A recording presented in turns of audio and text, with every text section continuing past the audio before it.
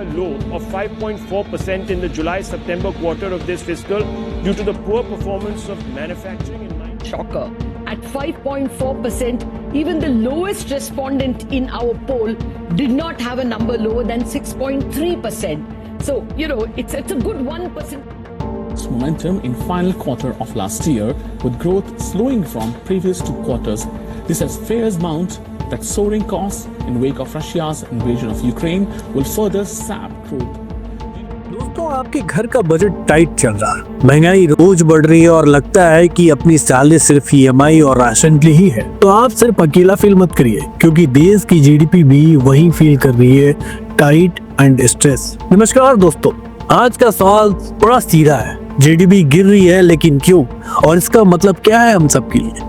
इसे समझने के लिए सबसे पहले हमें अपने देश की करंट जीडीपी की रिपोर्ट कार्ड पर एक नजर डालनी पड़ेगी। क्या हालात है इकोनॉमी की, क्या एक्सपर्ट कह रहे हैं, और सबसे इम्पोर्टेंट इसका असर आप और हमारे जैसे आम आदमी पर क्या पड़ रहा है। अब आते हैं असली मुद्दे पर। जीडीपी का नया रिपोर्ट कार्ड आया है और इस बार मार्क्स काफी कम है, तो चलिए शुरू करते हैं। चलिए सबसे पहले बात करते हैं नए डेटा की। इंडिया का जीडीपी ग्रोथ रेट पिछले क्वार्टर में सिर्फ 5.4% रहा है। जी हाँ, ये पिछले 2 सालों के सबसे लो ग्रोथ है। इसलिए क्वार्टर में ये 6.7% था और उसके पहले और ज्यादा। हम सिर्फ जुमले सुनते हैं कि जीडीपी बढ़ने वाली, लेकिन कब और कहाँ, वो फाइल तो आज तक टेबल पे है। और ये सिर्फ हमारी कहानी नहीं है, दुनिया भर में स्लो डाउन हो रहा है। रिसेशन का असर हर जगह दिखता है, लेकिन ट्विस्ट ये है कि हमसे छोटी छोटी कंट्री जैसे श्रीलंका और बांग्लादेश भी कुछ एरिया में हमारे पास तक पहुंच गई है इकोनॉमी के मामले में। अगर हमने अब इकोनॉमी को नहीं संभाला तो कंपटीशन सिर्फ चाइना और यूएस के साथ नहीं, बल्कि छोटी इकोनॉमिक कंट्री के साथ भी होने लगेगा। बात करते हैं हमारे असली हीरो की, मिडिल क्लास की, जो देश की इकोनॉमी को अपने कंधों पर संभालता है। लेकिन अब वही मिडिल क्लास सबसे ज्यादा परेशान है। दोस्तों, देश के मिडिल क्लास की सेविंग अब 50 सालों के लोएस्ट पॉइंट पर है। सिर्फ 5.1% ऑफ जीडीपी, मतलब लोग अब सिर्फ बेसिक जरूरतों के लिए स्ट्रगल कर रहे हैं। महंगाई बढ़ती जा रही है और इनकम रिड्यूस होती जा रही है। इसकी वजह से बचत लगभग खत्म सी हो गई है। अब न सिर्फ ईएमआई टाइट है, बल्कि जिंदगी गुजारने के लिए जो पैसा है वो भी महीने के लास्ट वीक तक खत्म हो जाता है। हम सबको देश का जीडीपी बढ़ते देखना है, लेकिन जब ये नंबर गिरते हैं तो सिर्फ नंबर नहीं गिरते, हमारे सपने, हमारे स्टैंडर्ड ऑफ लिविंग और इकोनॉमी की स्ट्रेंथ भी गिरती है। तो आज बात करते हैं जीडीपी गिर क्यों रहा है और इसके असली रीजन क्या है। गवर्नमेंट स्पेंडिंग इकोनॉमी का एक मेजर ड्राइविंग फोर्स है। ये पैसा स्कूल, हॉस्पिटल, रोड्स और नए प्रोजेक्ट्स में लगता है, जो नौकरियां बनाता है और लोगों के घर तक रोटी पहुंचाता है। लेकिन पिछले कुछ महीनों में गवर्नमेंट स्पेंडिंग बहुत स्लो हो गई है। क्यों? क्योंकि इलेक्शन के टाइम पे गवर्नमेंट के हाथ बंधे होते हैं। मॉडल कोड ऑफ कंडक्ट की वजह से बड़े प्रोजेक्ट्स अनाउंस या लॉन्च नहीं हो सकते। इसी वजह से नए फ्लाईओवर और ब्रिज बनने थे, वो डिले हो गए। इलेक्शन के दौरान गड्ढे भर दिए जाते हैं, पर इलेक्शन के बाद तो रोड बनाना ही भूल जाते हैं। और जब तक नए प्रोजेक्ट्स रिज्यूम होते हैं, जीडीपी का ग्रोथ इंजन स्लो हो जाता है। पिछले साल का डेटा देखिए तो गवर्नमेंट स्पेंडिंग का बजट $132 बिलियन था, लेकिन सिर्फ 37% यूज किया गया था। बाकी पैसा कहाँ गया किसी को नहीं पता। और इकोनॉमी का गिर न्यूट्रल में अटका रहा। जीडीपी गिरने का दूसरा सबसे बड़ा रीजन है बेरोजगारी। नए जॉब्स बन नहीं रहे और जो जॉब्स हैं वो भी खत्म हो रहे हैं। Lay off in IT and startup, आपने सुना ही होगा। आपने सुना होगा कि आईटी और स्टार्टअप में ले ऑफ का एक बड़ा वेव चल रहा है। सिर्फ पिछले 6 महीने में, साल भर की बात नहीं कर रहा, पिछले 6 महीने में इन्फोसिस, विप्रो, एचसीएल जैसी बड़ी बड़ी कंपनी ने 25,000 लोगों को जॉब से निकाल दिया है। स्टार्टअप्स का हाल और भी बुरा है।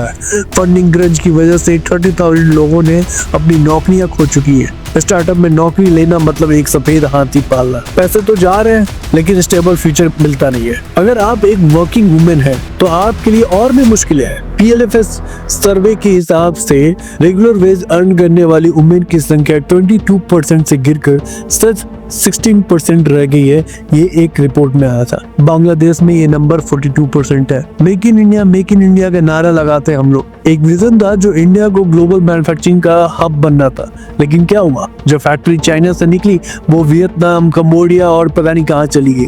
रेड टेप और कॉम्प्लेक्स रेगुलेशन, इंफ्रास्ट्रक्चर की कमी और हाई टैक्सेस, पॉलिटिकल स्टेबिलिटी और सोशल टेंशन का डर। मेक इन इंडिया एक अच्छा स्लोगन है, बस स्लोगन ही रह गया। रिजल्ट, देश की स्किल्ड वर्कर और स्टार्टअप अपना बेस इंडिया से हटाकर फॉरेन कंट्री में शिफ्ट कर रहे हैं। अब बात करते हैं इन्फ्लेशन एंड राइजिंग कॉस्ट की, जो जीडीपी गिरने के सबसे ज्यादा असर आम आदमी पर दिखता है। महंगाई का एक सिंपल इफेक्ट है, जब चीजें महंगी होती हैं तो लोग कम खरीदते हैं और इकोनॉमी स्लो हो जाती है। आरबीआई ने इन्फ्लेशन कंट्रोल करने के लिए इंटरेस्ट रेट हाई रख दिया। इसका सीधा असर आपके लोन्स ईएमआई पर पड़ता है। होम लोन के इंटरेस्ट रेट बढ़ गए हैं, आपकी ईएमआई 20% तक बढ़ गई है। आज का राशन खरीदने के लिए भी ईएमआई सोचनी पड़ती है। दोस्तों, जीडीपी का गिरना सिर्फ एक न्यूज हेडलाइन नहीं है, ये हमारी जिंदगी का हर एस्पेक्ट अफेक्ट करता है। नौकरी, महंगाई और बेसिक नीड्स। तो जब आपको लगता है कि चीजें टाइट चल रही है, समझ लो कि देश की इकोनॉमी भी वही फील कर रही है। अब मैं हर न्यूज में एक कॉमन शब्द सुना होगा, जीडीपी। कॉमन शब्द सुनने को हमेशा मिल रहा होगा, जीडीपी जीडीपी जीडीपी जीडीपी। और क्या आपने कभी सोचा है कि जीडीपी के नंबर के पीछे क्या सच छुपा है? आज हम बात करेंगे उसी बड़े पिक्चर की। इंडिया की इकोनॉमी दुनिया के साथ कहाँ स्टैंड करती है, इसका आम आदमी के जीवन पर क्या इम्पैक्ट पड़ता है। दोस्तों, हम एक ग्लोबल इकोनॉमी का पार्ट है और इसका मतलब है कि दुनिया भर के ट्रेंड्स का डायरेक्ट इम्पैक्ट इंडिया पर पड़ता है। अभी दुनिया एक बड़ा स्लोडाउन देख रही है। यूरोप, यूएस, चाइना तक इकोनॉमिक चैलेंज फेस कर रही है, फिर भी इंडिया दुनिया की 5th लार्जेस्ट इकोनॉमी है। हम चाइना और यूएस जैसे देशों के साथ कंपटीशन कर रहे हैं, लेकिन ये पिक्चर इतनी सिंपल नहीं है। रिसेशन हर जगह है, ट्रेड वॉर्स और फंडिंग क्रंच की असर हर जगह दिख रहा है और इंडिया को भी इस चीज का सामना करना पड़ रहा है। दुनिया के बड़े बड़े देश अपने इकोनॉमी के जेट प्लेन को संभालने की कोशिश कर रहे हैं और हम अपने बाइक को फर्स्ट गियर में ही डाल रहे हैं। स्टार्टअप्स को देखिए, पिछले कुछ सालों में एक फंडिंग रिवॉल्यूशन देखा गया था, पर अब फंडिंग फ्रीज हो गया है। रिजल्ट, 30,000 से ज्यादा लोग ले ऑफ हो चुके हैं। स्टार्टअप में आईटी सेक्टर भी इसी फंडिंग क्रंच के कारण जॉब कट का सामना कर रही है। ग्लोबल स्लोडाउन का असर है कि नए बिजनेस और इनोवेशन की स्पीड स्लो हो रही है, जो जीडीपी के ग्रोथ के लिए एक मेजर सेटबैक है। दोस्तों, एक तरफ हम सुपर कार्स और लग्जरी ब्रांड के रिकॉर्ड सेल्स की तरफ देखते हैं और दूसरी तरफ 70 करोड़ लोग अपनी बेसिक नीड्स के लिए स्ट्रगल कर रहे हैं। ये है इंडिया की असली कहानी। टॉप 1% पॉपुलेशन देश की 70% वेल्थ ऑन करती है और बॉटम 50% पॉपुलेशन के पास सिर्फ 1% वेल्थ है। देश के अमीर और अमीर होते जा रहे हैं, मिडिल क्लास और गरीब बस जीएसटी भर रहे हैं, और जो मिडिल क्लास है वो तो कहानी के बीच में अटक गए हैं। महंगाई के कारण सेविंग खत्म हो रही है और प्रमोशन और हाइक्स का सपना और उनसे दूर कर रही है। अब बात करते हैं एक क्रिटिकल टॉपिक की, गवर्नमेंट डेबिट। इंडिया का डेबिट टू जीडीपी रेशियो 82% तक पहुंच चुका है। इसका क्या मतलब है? इसका मतलब है कि सरकार के पास रेवेन्यू की कमी है, वो बोरो कर रही है अपने खर्चे संभालने के लिए। हाई डेबिट का मतलब है कि नए डेवलपमेंट प्रोजेक्ट के लिए फंड की कमी होती है। जो पैसा इंफ्रास्ट्रक्चर और जॉब क्रिएशन में लगना चाहिए था, वो इंटरेस्ट पेमेंट में चला जाता है। सरकार का बजट टाइट है और टैक्स पेयर का वॉलेट और टाइट है। ग्लोबल कंपेयर करें तो डेवलप्ड नेशन भी डेबिट फेस करते हैं, लेकिन उनका प्रोडक्टिविटी और जीडीपी ग्रोथ उन्हें हैंडल करने की कैपेसिटी देता है। इंडिया के लिए ये चैलेंज अभी भी बहुत बड़ा है। दोस्तों, ये सब डेटा और ग्राफ सिर्फ नंबर नहीं है, ये हमारे जीवन के हर एस्पेक्ट को इम्पैक्ट करता है, चाहे वो नौकरी हो, बचत हो या बेसिक खर्चे हो। इकोनॉमी के हर फ्लक्चुएशन का असर आपके और हमारे बजट पर होता है। ये जो बिग पिक्चर है उसका एक सिंपल मतलब है, एक तरफ रोल्स रॉयल्स का वेटिंग लिस्ट है और दूसरी तरफ आपकी टूथपेस्ट की खरीदारी तक इम्पैक्ट हो रही है। अगर इकोनॉमी की बात समझ आ रही है तो अपने वोट की ताकत समझना चाहिए। लाइक करें, शेयर करें और सब्सक्राइब करें, क्योंकि देश की असली इकोनॉमी समझना हर एक सिटीजन का फर्ज है। तब तक धन्यवाद, बाय बाय।